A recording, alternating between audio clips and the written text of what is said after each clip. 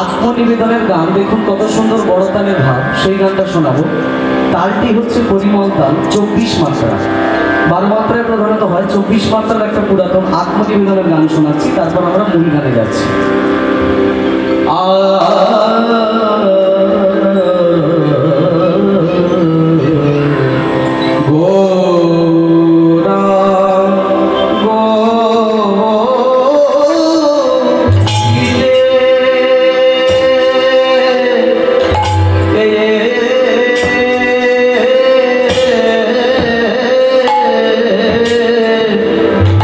বলিতে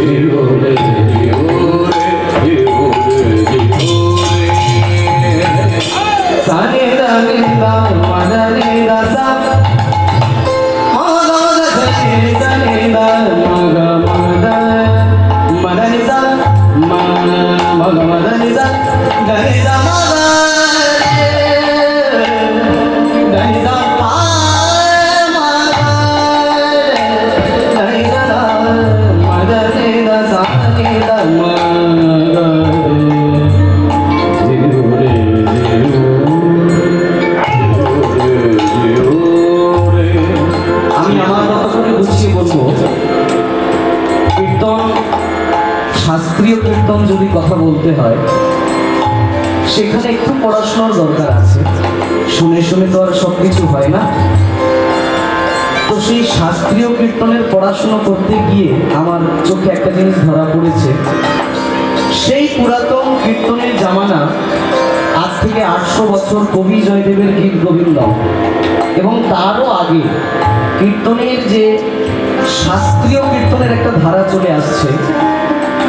আমাদের এই যে পদাবলী কীর্তন যেটা বর্তমান প্রত্যেকটা হরিবাসরে অনুষ্ঠিত হয়, এটা কিন্তু আসরে গাইবার মতো কীর্তন আগেকার সময় ছিল না। আগে এটার নাম ছিল প্রবন্ধ সঙ্গীত। তারপরে জামানায় কীর্তনের নাম আসলো দরবারি পদাবলী বা দরবারি কীর্তন। কেন? কবি জয়দেব দরবারে কীর্তন গাইতেন, যেহেতু তার গীত গোবিন্দম খুব বিশিষ্ট একটা জায়গা গ্রহণ করে আছে। তো চর্যাপদ বলুন, শ্রীকৃষ্ণ কীর্তন বলুন, বা শ্রীকৃষ্ণ বিজয় বলুন, বা গীত গোবিন্দম বলুন, এই কয়েকটা গ্রন্থ ঘাটাঘাটি করে আমি মোটামুটি মানে বর্তমান প্রচলিত 42টা রাগের সন্ধান পেয়েছি, যেগুলো কীর্তনের মধ্যে আগে গাওয়া হতো। সেই রাগের মধ্যে একটা খুব উল্লেখযোগ্য এবং সময়ের ক্ষেত্রেও খুব গ্রহণযোগ্য একটি রাগ বাঘেশ্রী রাগ। এখন আমি যেটা গাইছি, জিও রে জিও, জিও রে জিও রে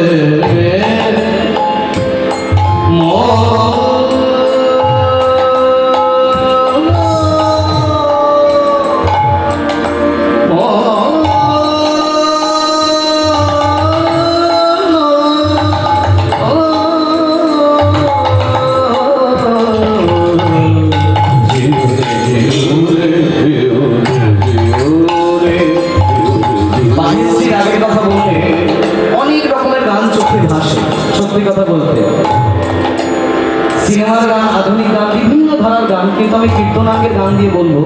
গুরুজির কাছে যখন গান শিখতাম, বাঘেশ্রীর উপর একটা সুন্দর গান শিখেছিলাম, সেইটাই গাইব।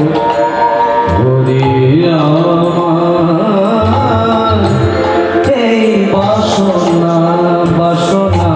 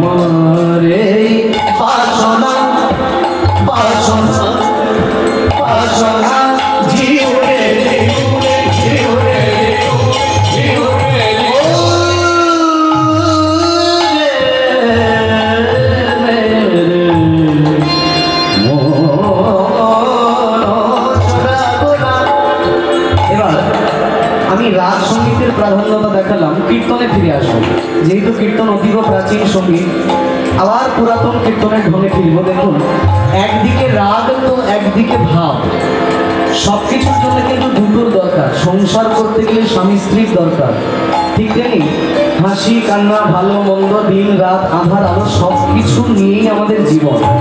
এই মনে করুন, আমি জ্যাঠাবাবুকে সঙ্গে করে না নিয়ে আসতাম, আমি একা আসতাম, সেখানে আপনাদের ভালো লাগতো না।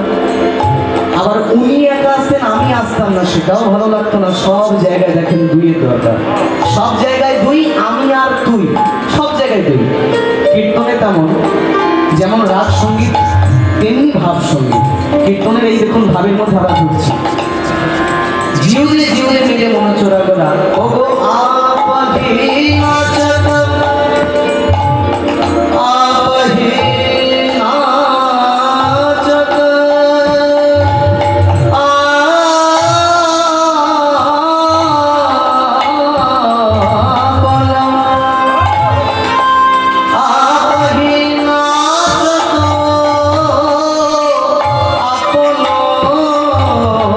Hare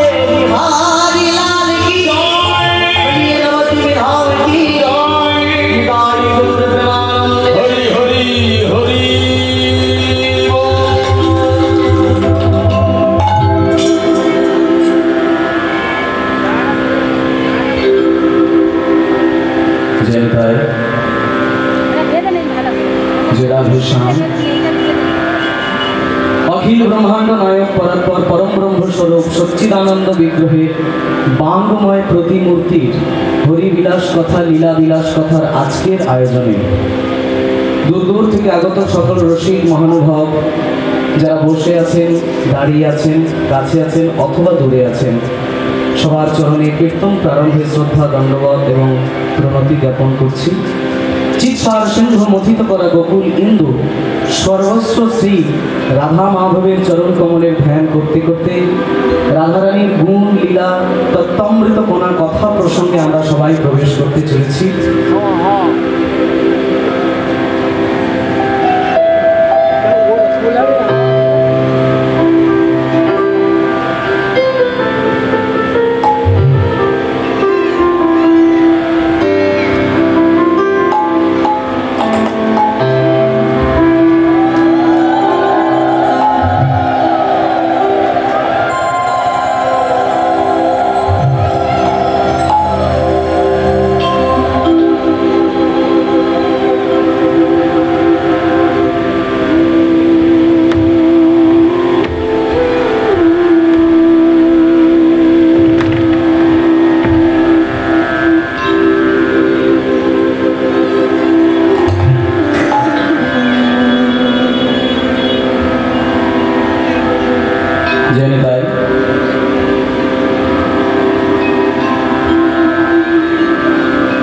कबीरदास जी बोलते हैं, बड़े भाग्य पायो ये साधु संगा, बीन कर्म यूं ही भव भंगा।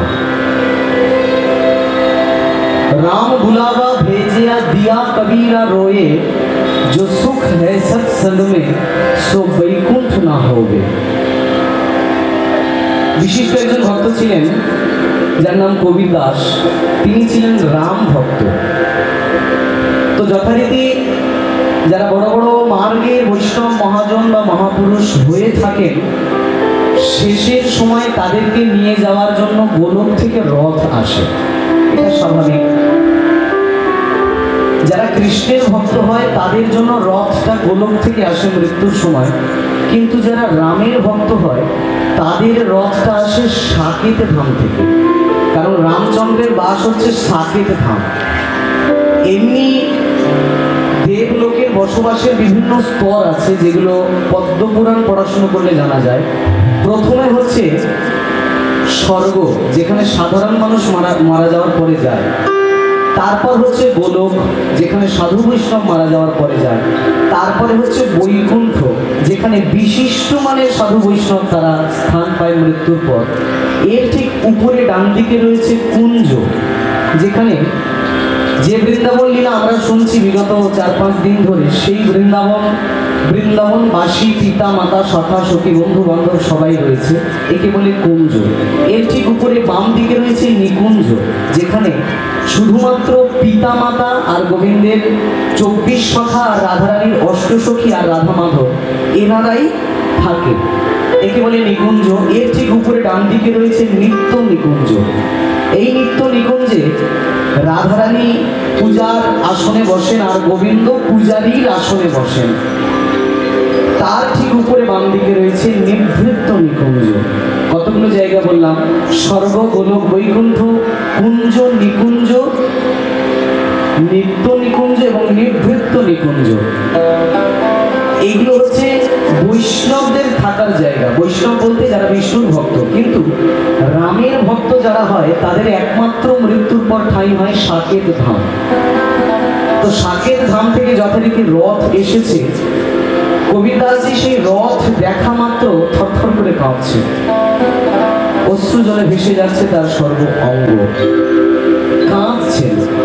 সবাই আমরা জানি মৃত্যু যখন সম্মুখে থাকে প্রত্যেকটা মানুষ ঝরঝর করে কাঁদে, কারণ সাধারণ মানুষ চলে যাওয়ার আগে মনে মনে ভাবে আর কয়েকটা সময় যদি বাঁচতে পারতাম তবে আরেকটু বোধহয় ভালো হতো, একটু সময় যদি বেশি পেতাম আত্মীয় স্বজন পরিবার পরিজন বন্ধু বান্ধব সবার সঙ্গে আরও একটু ভালোভাবে দেখা সাক্ষাৎ করতে পারতাম, এই ভেবে সাধারণ সংসারী মানুষ কাঁদে। কিন্তু বৈষ্ণব মহাজন যারা হয়, সাধুগুরু বৈষ্ণব হয় যারা, তারা কিন্তু চলে যাওয়ার সময় মৃদু মৃদু হাসে। তাদের মনে কোনো সাংসারিক বাসনা তো থাকে না, তাই সংসারের জন্য তাদের কোনো কষ্ট থাকে না। সেই অনুপাতে কবির দাসজি একজন মহামানব, মহাবৈষ্ণব, সাধারণ মানুষের মতো তিনি কেন কাঁদছেন? সাকেত ধাম থেকে যারা নিতে এসছে কবির দাসকে, তারা বলছে সাধারণ মানুষ যারা হয়, সংসারী মানুষ যারা হয়, তারা চলে যাওয়ার সময় কাঁদে, তাদের অর্থ বোঝা যায়, কিন্তু আপনি তো মহাপুরুষ, আপনি তো মহাবৈষ্ণব, আপনি কেন কাঁদছেন? তাহলে নিশ্চয়ই আপনারও বোধহয় সংসারের উপর বিশেষ কোনো মায়া এখনো জড়িয়ে আছে। কবিদাসজি বলছেন, না গো ভাই, ঠিক তা নয়। আমি কাঁদছি কেন জানো? খুব সুন্দরভাবে কবিদাস নিজের কথা প্রসঙ্গে বললেন, রাম বুলাবা ভেজিয়া দিয়া কবিরা রোয়ে। রোয়ে মানে কাঁদে। রামের ডাক যখন এসছে কবি কাঁদছে কেন? क्योंकि जो सुख है सत्संग में सो वैकुंठ ना होवे। ভাই রে ভাই, সাধুর সঙ্গ করো ভালো হইয়া। এই বৈষ্ণব সাধুর সঙ্গে যে আনন্দ রয়েছে, যে সাধুর চরণ ধুলি গায়ে মাখার যে অদ্ভুত মর্যাদা, সাধুকে বক্ষে জড়িয়ে ধরবার যে অদ্ভুত মর্যাদা, একসঙ্গে বৈষ্ণব মহাজন একত্রিত হয়ে বসে হরি কথা শুনবার যে অদ্ভুত আনন্দ, এটা শুধুমাত্র মর্তধামেই আছে, এটা স্বর্গে গোলকে বা দেবলোকে নেই। ওই জন্যে যে সুখ হে সৎসঙ্গ, এই যেটা আমরা এখন করছি এটা তো এক প্রকারের সৎসঙ্গ। তাহলে যে সুখ হে সৎসঙ্গ মে সো বৈকুণ্ঠ না হবে।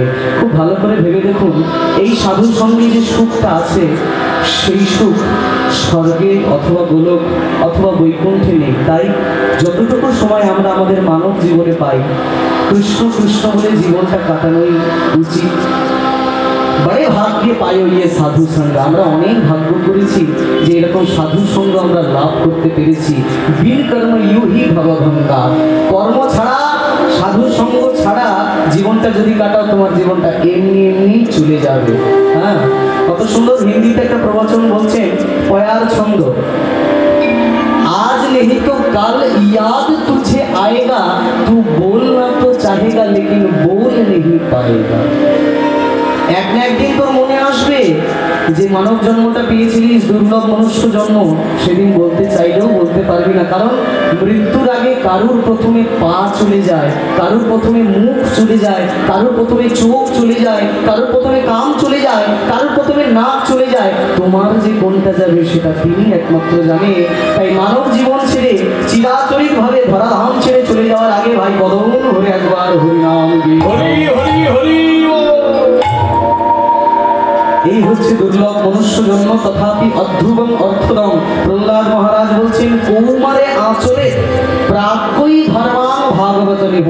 কুমার বয়স থেকেই হরিনাম পূজনের এবং হরিনাম শিক্ষণের অবস্থা বাড়ির মধ্যে তৈরি করা উচিত। কৌমারে আচরে প্রাজ্ঞই ধর্মাং ভাগবত নিহ তথাপি অধ্রুবম অর্থদম। মনুষ্য জন্মটা অনেক দুর্লভ মনুষ্য জন্ম, পেয়ে সময়টাকে নষ্ট করো না। সেই রকম একজন ভক্তের কাহিনী আমরা জানতে শুরু করব, যার হৃদয়ে শিশুকাল থেকে কৃষ্ণ প্রেমের বীজ রোপণ হয়ে গেছে।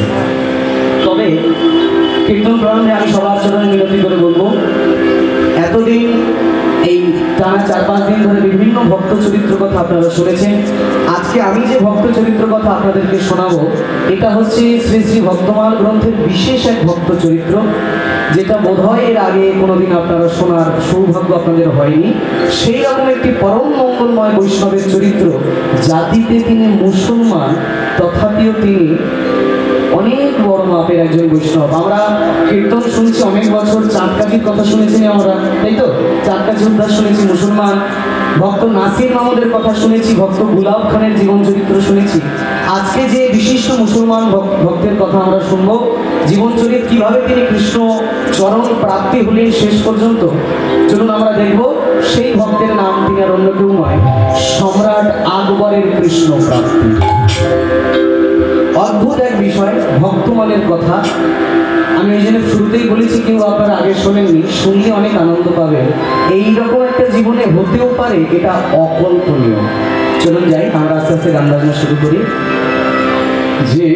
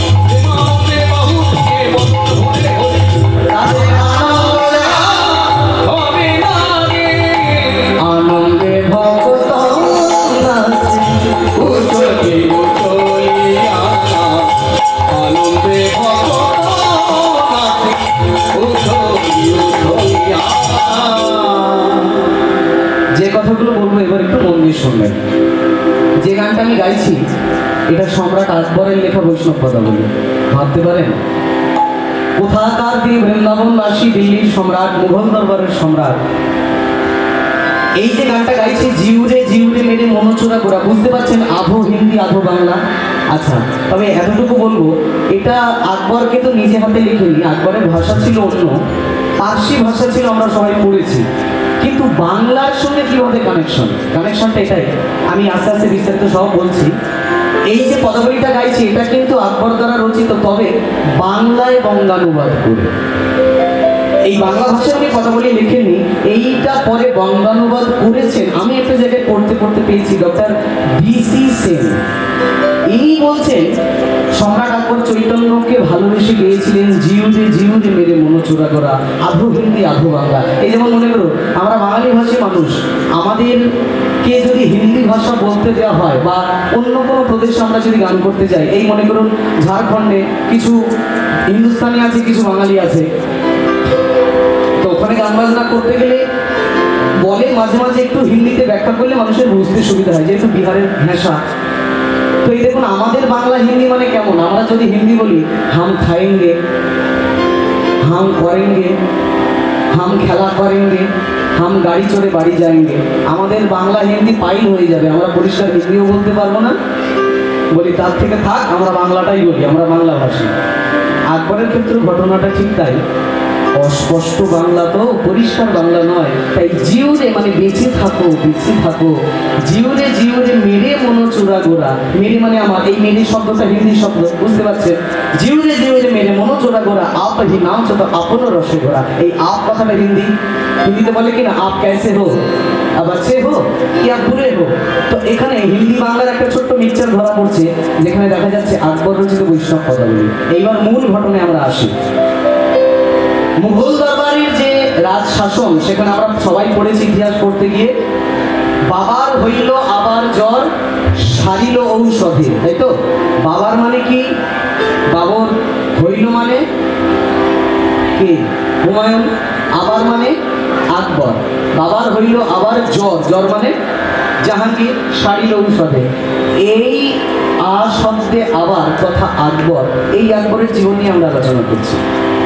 কিভাবে শুভারম্ভ সৃষ্টি আমরা জানি। আকবর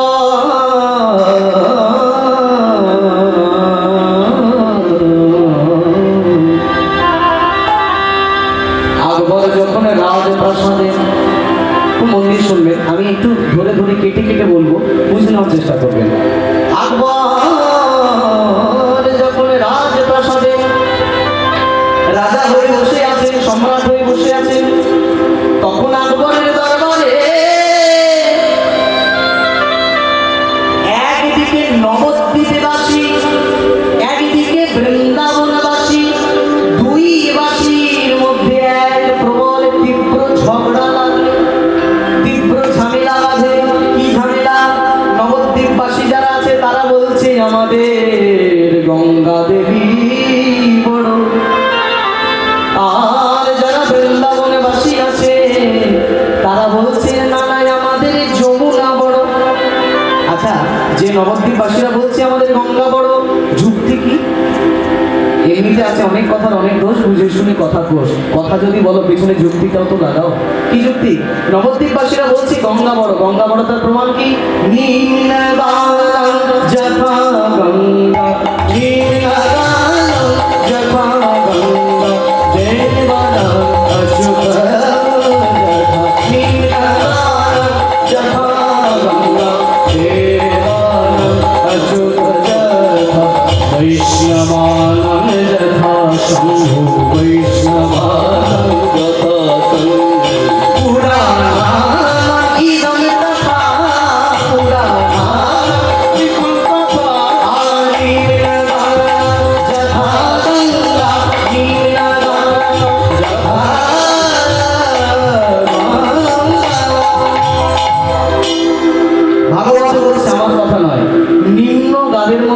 সর্বশ্রেষ্ঠ। নিম্ন গানন যথা গঙ্গা দেবনং অচ্যুতং যথা, মানে দেবতাদের মধ্যে বিষ্ণু সর্বশ্রেষ্ঠ, বৈষ্ণবানামে যথা শম্ভু, বৈষ্ণবদের মধ্যে শিব সর্বশ্রেষ্ঠ, আর পুরাণানাম ইদম তথা, যত যত শাস্ত্র আছে তার মধ্যে শ্রীমদ্ ভাগবত সর্বশ্রেষ্ঠ। এখন নিম্ন গাদের মধ্যে যতগুলো নদী আমরা পড়েছি ভূগোলে, সেখানে দেখছি গঙ্গার থেকে লম্বা নদীও আছে, আবার গঙ্গার থেকে চওড়া নদীও কিন্তু আছে। কি গঙ্গার থেকে পৃথিবীর সব থেকে লম্বা নদী কি? নীল নদ। আমরা পড়েছি সেই কায়রোতে গিয়ে মিশেছে 4-5টা দেশের মধ্যে গিয়ে। আচ্ছা, সব থেকে লম্বা নদী যদি নীল নদ, সব থেকে চওড়া মানে মোটা নদীও আছে কি? ব্রাজিলের আমাজন। আমাজন নদী হচ্ছে খুব চওড়া নদী, বুঝলেন? আচ্ছা, এখন প্রশ্ন হচ্ছে, ক্লাসের মধ্যে যদি একটা লম্বা ছেলে থাকে আর একটা ভারী মোটা ছেলে থাকে, এরাই যে ফার্স্ট হবে তার কি কোনো গ্যারান্টি আছে? যে লম্বা হয় সে ফার্স্ট হয়, না যে মোটা হয় সে ফার্স্ট হয়, এমন কোনো কথা কি কোথাও লেখা আছে? ফার্স্ট সে হবে যার বুদ্ধির প্রখরতা অনেক তীব্র হবে, তাই তো? তাহলে লম্বা নদী নীল নদ, চওড়া নদী ব্রাজিলের আমাজন, এগুলো হলে কি হবে? মহিমায় যে গঙ্গা সর্বশ্রেষ্ঠ,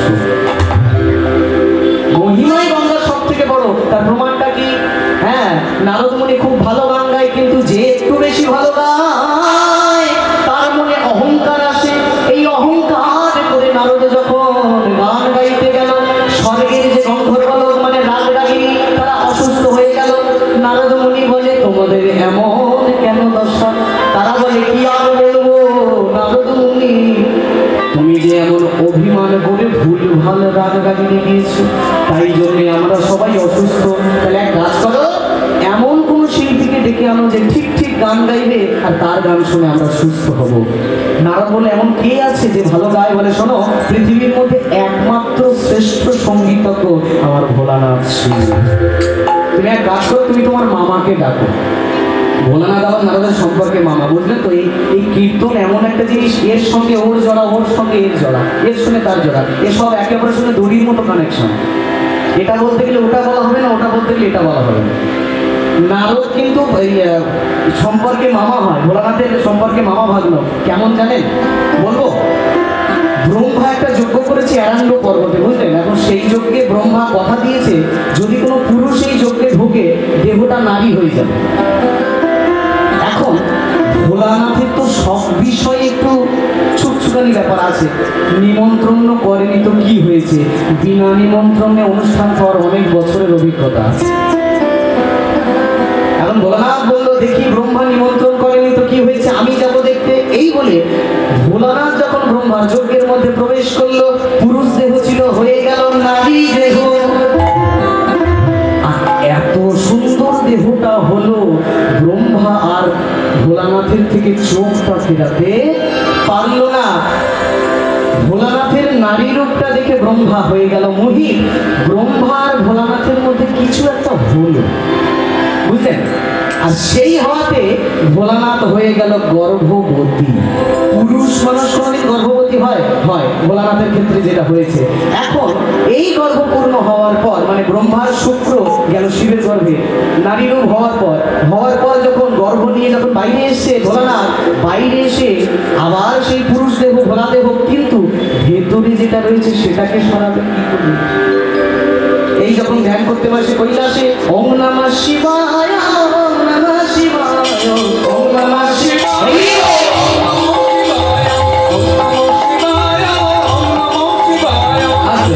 এর মধ্যে আরো ছোট্ট করে একটা শ্লোক শুনিয়ে দিচ্ছি আপনাদের। এই শ্লোকটা রাবণ লিখেছে। চলো, ওম নমঃ শিবায়, ওম নমঃ শিবায়, ওম নমঃ শিবায়, ওম নমঃ শিবায়, ইয়া শাস্ত্রে ঘট ঘট ডুট ডুট মামলা টম টম টম টম টম ডুম সম ডুডল সম দুই দুই দুই চক টম ডুপকে কুপনাল তৈলম তৈলম তৈলম কুকু কুকু কুকু কুকু পাং কুপাং কুয়াং কুপাং কুয়াং গয়া তৈয়স্য ধ্যান দে বসতি সকলম আদর চন্দ্রজু নমামি বৈষ্ণবান স্মরণ। ওম নমঃ শিবায়, ওম নমঃ শিবায়, ওম নমঃ শিবায়, ওম নমঃ শিবায়, ওম নমঃ শিবায়।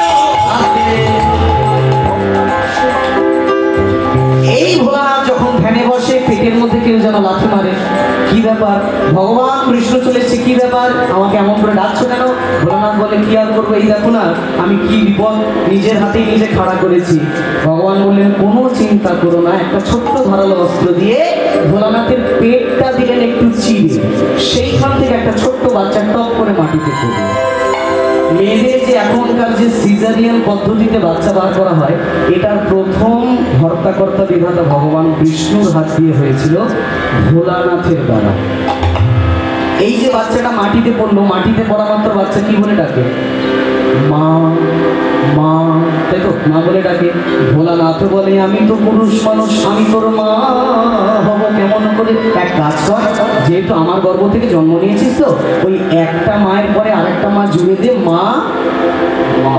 সেই থেকে নারদের সম্পর্কে ভোলানাথ হয় মামা। তাহলে এক কাজ কর, এই যে নারদ তুই যখন ভুলভাল গান করেছিস, এক কাজ কর তোর মামাকে ডেকে আন, তোর মামা ভালো গান গাইবে। এইবার ভোলানাথের কাছে গেছে, মামা চলো তোমার ডাক পড়েছে। ভোলানাথ বলে ওরে বেটা নারদ,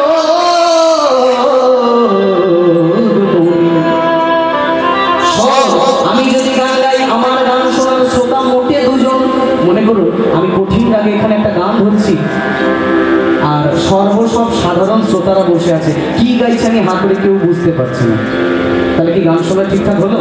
এই মনে করুন যারা নৌকায় হাল বয়, এই নৌকা বয়, আমি যদি শুদ্ধ ভাষায় গিয়ে বলি নদীর সামনে, ও মাঝি শীঘ্র করে পারে করণী লইয়া আইসো, আমি অপেক্ষা করিতেছি, ও বেটা পিড়ি টেনেই যাচ্ছে। ও আর কি বুঝবে শুদ্ধ ভাষা? ও কিছু বোঝে? যদি বলে মাঝি ভাই শিগগির নৌকা নিয়ে আয়, তবে বুঝবে। তাহলে ভোলানাথ বলে আমি ভালো গান গাইবো, কিন্তু আমার গান বোঝার মতো জগতে মোটে দুজন কে?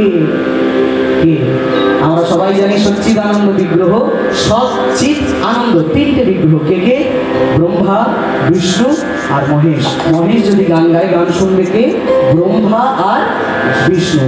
এই দুইজন যখন আসলো, ভোলানাথ উচ্চই স্বরে সুন্দর রাগিনীর উপর গান গাইলো, আর সেই গান শুনে নারায়ণের সারা শরীর যেন গলে যাচ্ছে। সেই শরীর গলা নারায়ণের বাম পায়ে বৃদ্ধাঙ্গুষ্ঠ থেকে বেরিয়ে যাচ্ছে। সঙ্গে সঙ্গে ব্রহ্মা ভাবলো নারায়ণের শরীরে গলা জলে তো যেমন তেমন জল নয়। সঙ্গে সঙ্গে ব্রহ্মা সেই নারায়ণের শরীর গলা জলে নিজের কমণ্ডলুতে ধরলেন, আর সেই জল ব্রহ্মা ছাড়লেন শিবের জটায়, আর সেই শিব জলটা ছাড়লেন হিমালয় পর্বতে রাজা ভগীরথের কাছে। ওই জন্য ভগীরা বলে না, ওই আমাদের খনার বচনই আছে, পাগলার চোদ্দ পাগলি রাত, এই নিয়ে কালকার, হ্যাঁ তারপরে কি বলে ওই ছয়ের উত্থান পাশ মোড়া, তার মধ্যে ভীমে ছোড়া, তাও যদি না পারিস ভগার খালে ডুবে মরিস। ভগার খাল মানে ভগীরথের আনাজে গঙ্গা। তাহলে কি বোঝা গেল? নারায়ণের শরীর গলা জল যেটা বাম পায়ের আঙুল থেকে বার হচ্ছে, একেই বলে গঙ্গা। তাহলে উচ্চতায় চওড়ায় অনেক নদী হতে পারে, কিন্তু গঙ্গা হলো মহিমায় শ্রেষ্ঠ। এই কথাটা নবদ্বীপবাসীরা বলছে যে আমরা হলাম নবদ্বীপবাসী, আমাদের মতে গঙ্গা শ্রেষ্ঠ। আকবর শুনছে, এখন এদের যুগ থেকে সেটাও শুনতে হবে। যারা বৃন্দাবনবাসী তারা বলছে না না না না না না, যমুনা বড়। নবদ্বীপ বলছে, বলে ভাই থামো, কোথায় যমুনা বড়? কি মনে করেছো? যমুনার গল্প জানো? তোমাদের এই যমুনায় আগে ছিল নীল যমুনা, কিন্তু একটা দুর্ঘটনা ঘটার পর থেকে নীল যমুনা হয়ে গেল কালো যমুনা। কি ঘটনা তোমাদের মনে নেই, কিন্তু আমার মনে আছে। কি ঘটনা? দক্ষরাজ যখন যজ্ঞ করলো, তার মেয়ে পার্বতীকে নিমন্ত্রণ করলো, কিন্তু জামাইকে বললো না। জামাইটাকে ভোলানাথ, তাই তো? জামাইকে নিমন্ত্রণ করেনি, কিন্তু মেয়েকে বলেছে, তাহলে সেই মেয়ে যজ্ঞে যেতে পারে? তবুও স্বামীকে মানিয়ে টানিয়ে নিয়ে গেল। চলো শ্বশুর মশাই বলতে ভুল হয়েছে তো কি হয়েছে, আমাকে তো বলেছে, এই বলে গেল। কিন্তু ভোলানাথ মান সম্মান ত্যাগ করে গেল, সেখানে গিয়েও দক্ষরাজ ভোলানাথের সঙ্গে মুখ আলাপন করলেন না। এতেই ভোলানাথের অনেক রাগ হয়ে গেল, আর এই ভোলানাথের অর্থাৎ স্বামীর অপমান দেখে মা সতী সহ্য করতে পারলেন না, যজ্ঞের অগ্নিকুণ্ডের মধ্যে দেহটা বিসর্জন দিলেন। আর এই যজ্ঞের অগ্নিকুণ্ডের মধ্যে বিসর্জিত দেহটা নিয়ে ভোলানাথ পাগলের মতো নৃত্য করতে লাগলেন, মনে আছে? বম বম বম বম ভোলে বম বম বম বম বম বম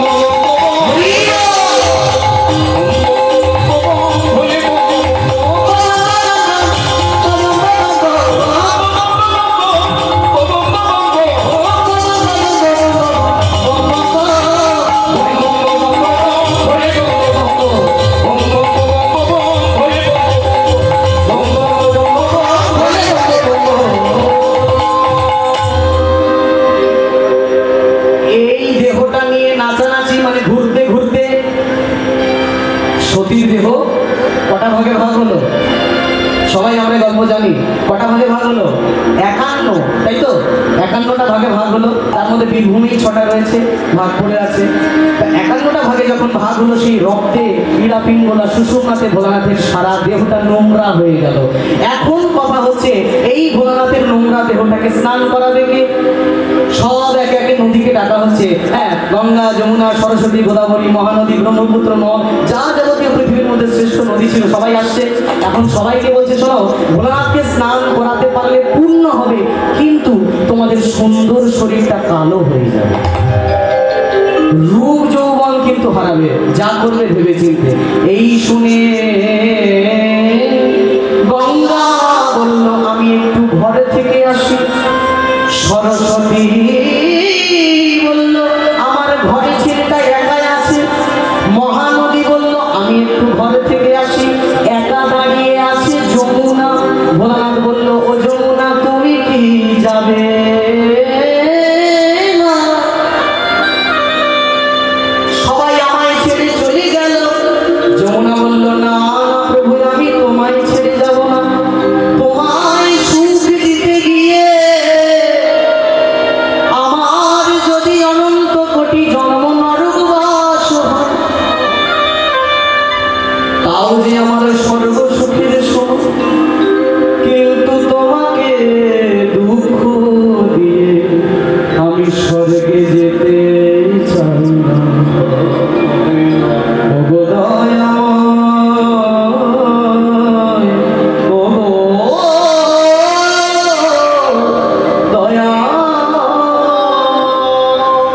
যমুনার এমন ভক্তি দেখে ভোলানাথ প্রসন্ন হলেন, বললেন, যমুনা, তুমি আমাকে স্নান করাও।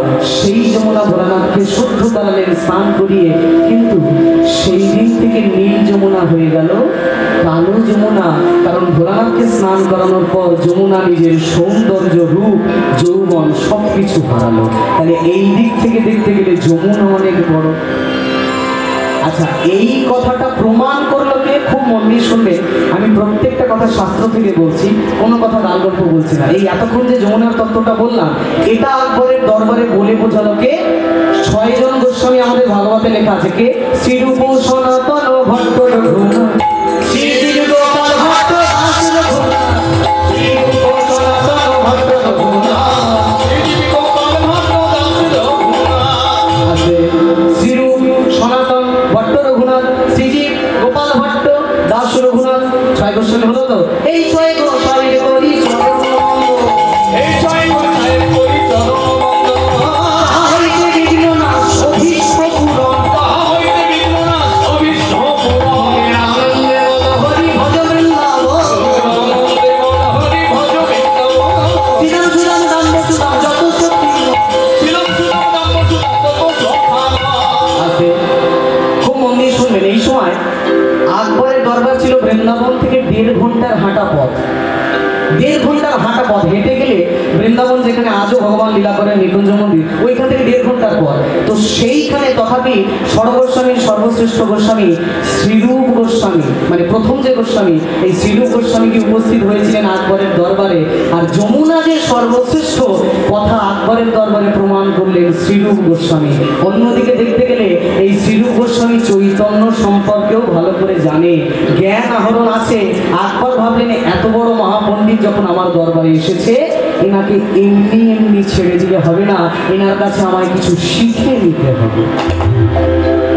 এই রূপ গোস্বামীর আশ্রয় গ্রহণ করলেন সম্রাট আকবর, যেটা শাস্ত্রের পাথায় অনেক জায়গা থেকে আন্ডাররেটেড হয়ে আছে, মানে অলিখিত। আমি বলে দিচ্ছি, কিছু কিছু মানুষ আমার সম্পর্কে বলেছে যে সুমন যে কথাগুলো বলছে এগুলো বিভিন্ন জায়গায় বিভিন্ন রকমভাবে ভুল প্রমাণিত করার চেষ্টা করেছে। তো আমি সেখানে বলবো, কন कहता है আকবর মহান হে, এই একটা গ্রন্থ আছে হিন্দিতে, অনেকে এই বইটা পড়েছে, কিন্তু আমি যে বইগুলো পড়েছি সেগুলো সমস্ত শাস্ত্র নির্ভর আকবর সম্পর্কে। প্রথমেই বললাম ভক্তমান গ্রন্থ। আর বাঙালিদের অসুবিধা, এই আমি যে কথাগুলো বলছি প্রমাণ করবেন কি করে, হিন্দিতে লেখা আছে, বাংলাতে লেখা নেই। যদি আপনাকে পড়তে হয় আপনাকে কোনো হিন্দুস্তানি গুরু ধরতে হবে। আমিও ধরেছি, আমি যার কাছে এই বিষয়ে শিক্ষা লাভ করেছি, গান বাজনা শিখেছি, তিনি আমার বৃন্দাবনেরই একজন গুরুজি মহাশয়, বৃন্দাবন দাসজি মহাশয়। উনি বৃন্দাবনের বাসিন্দা। এই যত তথ্যাদি উনি আমাকে জ্ঞাপন করেছেন বাংলাতে। উনি নবদ্বীপে আসা যাওয়া হয়, আমিও যাই গান টান শেষ করে যখনই সুযোগ পাই। এই মুর্শিদাবাদ থেকে যখন ফিরি নবদ্বীপে আমরা থাকি, কারণ ওটাই আমাদের পাট বাড়ি, আমরা সবাই গৌরী মঠের আশ্রিত। তো সেই সূত্রে ওনার সঙ্গে পরিচয়, আর ওনার সঙ্গে এই বিষয়ে জ্ঞান লাভ করা আমার। আর এই রূপ গোস্বামীর কাছে যেমন কৃষ্ণ সম্পর্কে আকবর শুনল, তেমন নবদ্বীপের ঘরের ছেলে চৈতন্য মহাপ্রভু সম্পর্কে জ্ঞান আহরণ করলো। আকবর বলতে শিখলো, বাঙালির ঘরের ছেলে চোখে দেখেছি বিশ্বপ্রেমের ছায়া, বাঙালির হিয়া অমিয়বতিয়া নিমাই ধরেছে কায়া,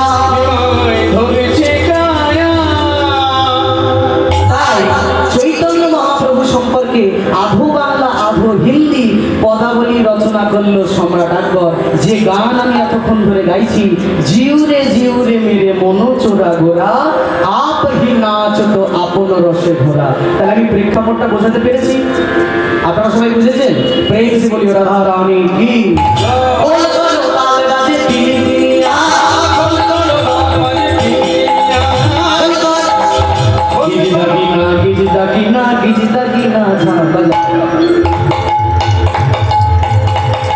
আচ্ছা জেঠু, তোমার এই খোলে ডান দিকটা কি বলছে? হ্যাঁ, চিড়িয়ান। ভুলে গেছে, অনেক বছর বাজাচ্ছে তো ভুলে গেছে। ডান দিকটা বলছে চিড়িয়ান, বাঁ দিকটা এই বড় মুখটা কি বলছে? দেদই। আচ্ছা, খালা কেটে করতাল বাবা, এটা কি বলছে? এটা বলছে মেখে চুখে খা। বুঝতে পারছেন? এটা হচ্ছে কি? চিড়িয়ান, দেদই আর মেখে চুখে খা। খোল করো তাল গোরা,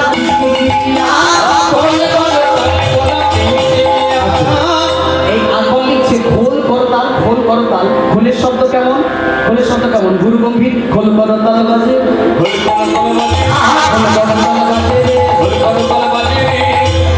খোল করো তাল কেমন বাজে? ধিক তাং ধিক তাং ধিক তাং ধিক তাং ধিক ধিক ধিক ধিক ধিক তাং ধিক তাং। ওরে বাবা, অত জোরে জোরে ধিক কাকে দিচ্ছ? বলছে খোল বলছে এই এত জোরে জোরে ধিক্কার, সামনে যারা বসে আছে এদেরকে বলছি ধিক ধিক, তাকে ধিক, তাকে ধিক, তাকে ধিক, তাকে ধিক, তাকে ধিক, তাকে ধিক, তাকে তাকে তাকে ধিক, তাকে ধিক, তাকে ধিক। বলি গৌর চরণে যে না ভজল, তাকে ধিক, তাকে ধিক।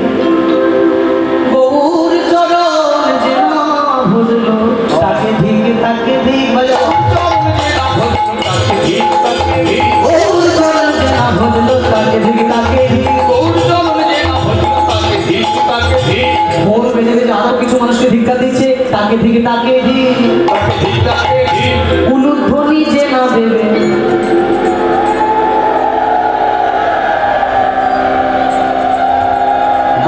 সবাই প্রাণ ধরে দেওয়া, বদল ধরে সবাই উলুধ্বনি যারা বসে আছে।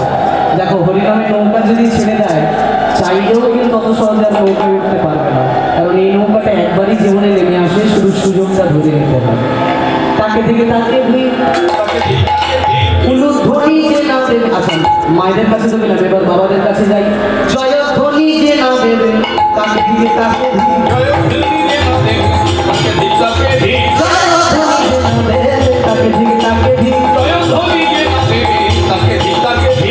উলুধ্বনি যে না দেবে,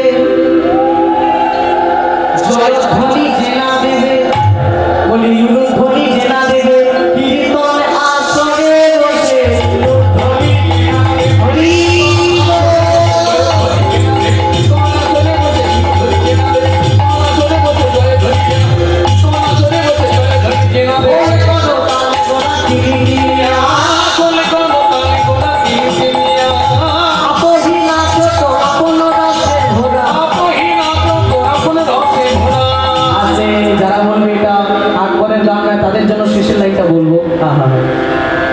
শাহ আকবরে তেরে প্রেমের ভিখারি, প্রেমের ভিখারি, ওই গোরা রূপের যাই বলিহারি, জয় বলিহারি, হরি বলা হলো না গো, হরি বলা ও